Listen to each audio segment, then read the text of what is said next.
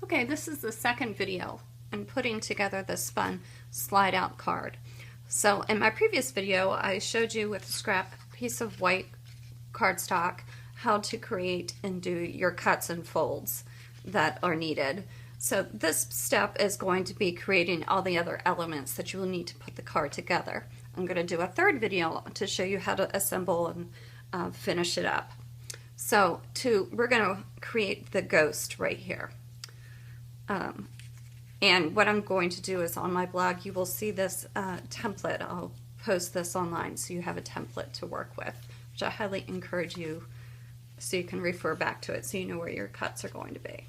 Okay, so we're going to cut a piece of white cardstock, and what we want to do is we're going to create the ghost and we're going to create the base that has our sentiment on it.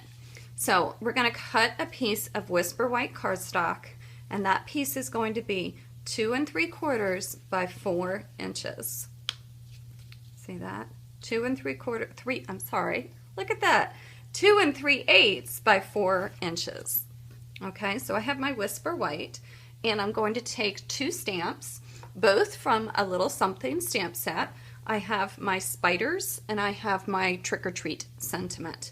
And I used the Memento Tuxedo Black to just stamp that on that 2 3/8 by 4 inch piece of paper. So I've gone ahead and created that, so you can see that right there.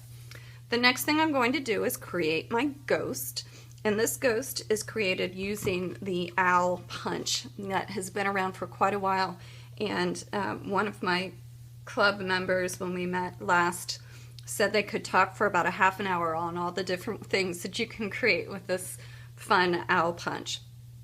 So we're going to be using the main owl right here, and when you punch him out, you'll punch him out of your Whisper white. I'm going to grab a piece of black cardstock so you can see him a little better. So you'll take your Whisper white and cut him out.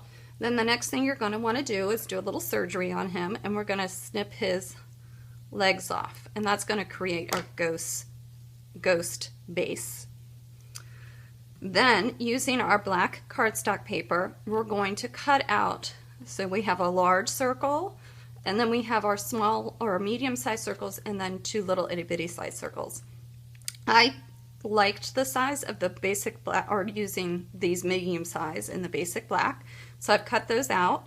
And then these teeny tiny little itty-bitty guys here I cut out in Whisper white, and those are the white dots you see.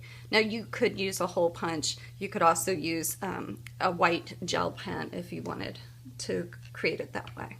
Okay, so I have those 2 elements. I'm going to set these things aside here.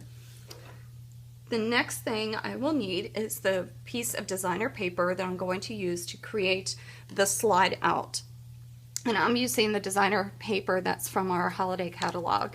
And I have cut this particular piece out, and it is 3 3/4 wide by 4 3/4 high, or height.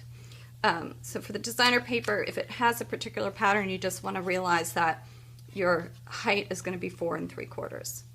Then taking this, we're going to put him on our paper trimmer, and we are going to, I'm going to orient it this way so you can see, we are going to cut 2 inches from the left edge, and we're going to cut all the way up until about 1/4 inch from the edge, and that's going to create our slide out.